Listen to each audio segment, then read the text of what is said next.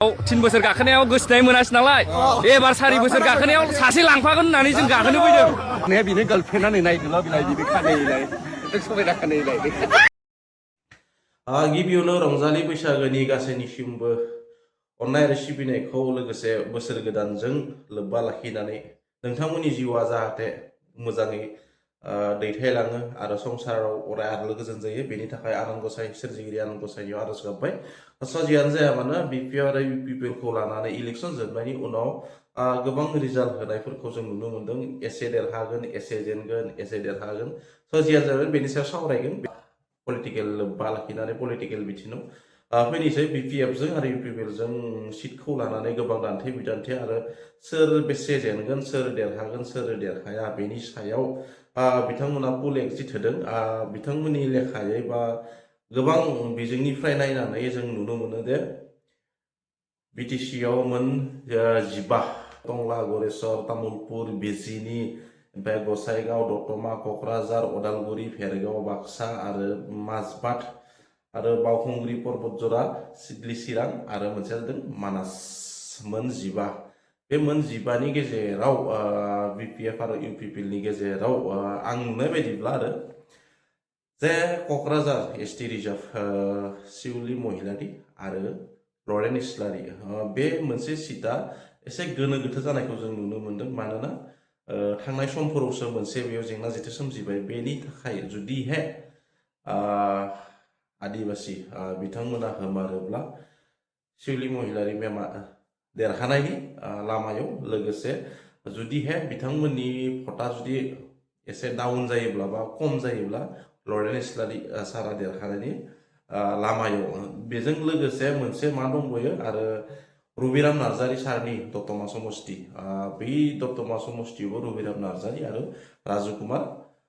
नार्जारी बिथांमोननि सानैनि गेजेरावबो एसे बेले बेजेखौ नुनो मोन्दों जों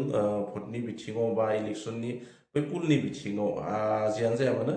बे बेसे गोनो गोथो आरो मोनसे गोनो गोथो दंबयो जोंनि गेजेराव जे तामुलपुराव जे बिश्वजित दैमारी सार आरो प्रमोद बर' सार बिथांमोन सानैनि गेजेरावबो सोर देरहानाय सोर जेनगोन बेखौ एसे गोनो गोथो नुनो मोन्दों जियानो जाया मानो गासै एक्जिट पोलखौ जों जुदि नायोब्ला सरासनस्रायै जे BJPनि थाखाय मोनथाम सीट देरहानाय बा BJPनि थाखाय मोनथाम सीट देरहानाय बेजों लोगोसे अपेन बिजाथि बा निर्दलीय पार्टियै सासे थागोन बेजों लोगोसे UPPL जुदि मोन 6 जायोब्ला BPF मोन 5 जागोन आरो BPF जुदि मोन 5 जायोब्ला UPPL मोन 6 जागोन बेबायदि जाहैगोन आरो दा गोबां बिथिंनिफ्राय मोननाय बायदिब्ला दा बेफोरबायदि मोनदों सोरबा बुंदों 11 आरो 4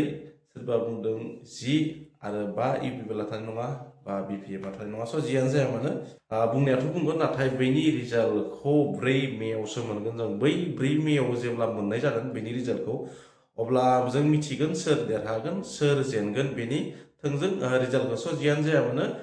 बावखुंग्रि हाजोआव मिया रन्जय ब्रह्म आदा बिथांनि भिडिअआ गोबां गोसारदों जियानो जाया मानो बेजों लोगोसे ससे भिडिअ नोंथांमोना दिन्थिबावनो नाजादों उनाव नोंथांमोना नायनांगौ जाबाय फाइनालि लोगोफोर देग्लायनो आंनि गोसोथोनाया बिनो गार्लफ्रेन्डआनो नायदोल' बिलाय बिनो खानैलाय समायना खानैलाय आरो गोबां भिडिअ गोसारनायफोरखौ नुनो मोन्दों आरो नोंथांमोना नुखादों भिडिअफोरखौ आरो बे भिडिअखौ नोंथांमोना दिन्थिनि बेनिखायनो नाजादों नोंथांमोना कमेन्ट खालामनानै फोरमायबानो जाबाय बेयो हिनजाव ना हौवा जियानो जाया मानो मा थांखि लानानै गाखोनो नागिरदों फंबायमोन नोंसोरो बावखुंग्रि हाजोखौ जोङो बोसोरथाम जाखाबाय गाखोनाया दा एबारहाय 3 बोसोर गाखोनायाव गोसोनाय मोनासै नालाय एबार 4 बोसोर गाखोनायाव सासे लांफागोन होननानै जों गाखोनो फैदों दा बे थांखिजों जोङो फैदों बाहाय 3 बोसोर गाखोबा गोसोनायखौ मोनमारो नामा बेयाव बेखौथ' मोनो होन्दोंमोन जों मोनासै दा 4 बोसोराव जोङो ट्राइ नायबावसै खनसेबाव मोनगोन ना मोना दा बे थांखिजों जों फैदों दिनै गाखोलांथारगोन जोबजासिम आं बक्सखौ थिखोना गाखोगोन जोङो दतमानिफ्राय फैदों जोङो गासै 18 जनसो दङ